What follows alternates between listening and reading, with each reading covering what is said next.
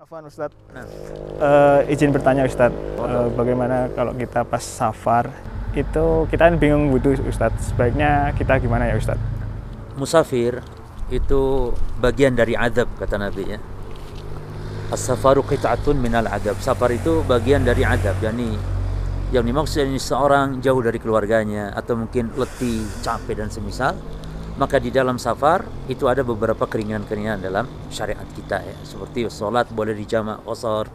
Kemudian juga masalah apa tadi antum wudu ya. Iya Ustadz. Adapun kalau wudu tetap dia diwajibkan berwudu kecuali jika kondisi memang ketika safar bukan karena safarnya tapi dalam keadaan tidak ada air barangkali atau kesulitan baru boleh dia tayamum sebagai pengganti wudu dan juga pengganti mandi. Demikian. Mungkin sekarang dingin begini ya. Iya, Masya Allah. Nah, ini dingin pun diantara sebab dibolehkannya seorang untuk tayamum. Ya. Nah, di syariatnya tayamum pertama dengan sebab tidak ada air. Nah, dan itu tentu sudah kita berusaha mencari air, tidak ada air. Atau yang kedua, air ada namun tidak mencukupi karena hanya bisa untuk minum saja barangkali. Maka dibolehkan untuk bertayamum.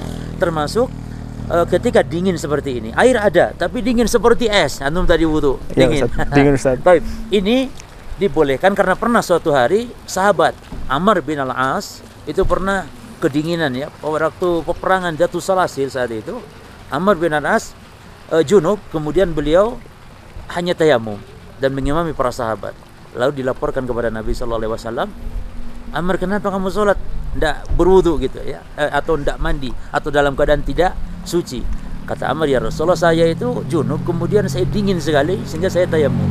Kata Amr bin Al-As, "Ya Rasulullah, sementara Allah berfirman, jangan hampaskan diri kalian kepada kebinasaan. Nah, karena takut binasa saya tayamum." Nah, jadi tayamumnya Amr bin Al-As ketika safar, peperangan saat itu bukan karena safarnya, tapi karena apa tadi? Dingin, karena kedinginan. Maka dibolehkan. Nah, Kalau untuk tata caranya bagaimana Ustadz? Soalnya dulu waktu SD saya kan pernah praktek tayamum itu sampai siku Ustadz. Nah, Gimana, Ustadz? ya di dalam madhab Syafi'i memang demikian memang kalau masalah siku. Jadi tayamum pertama yang benar tayamum itu adalah dorbatun wahidatun.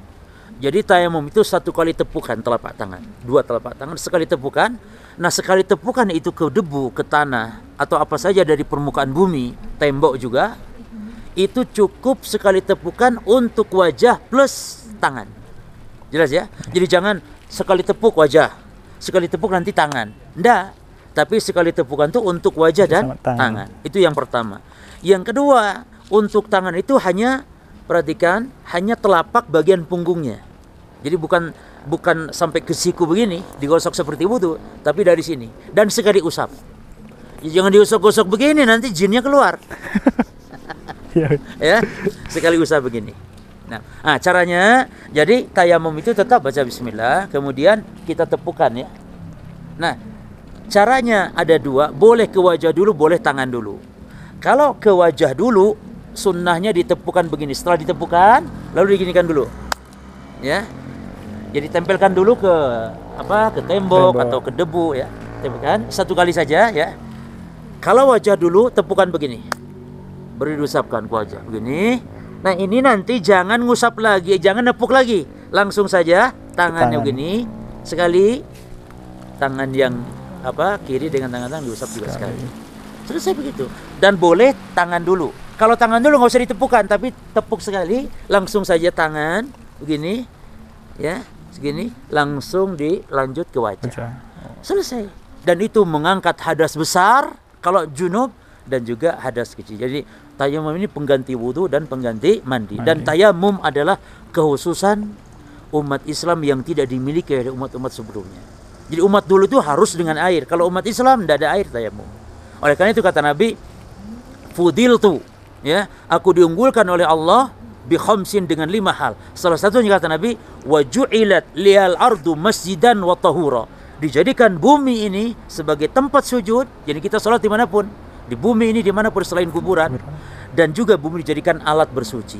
Ini keistimewaan Nabi dan umat ini daripada umat-umat sebelumnya. Demikian, barakallahu fiik.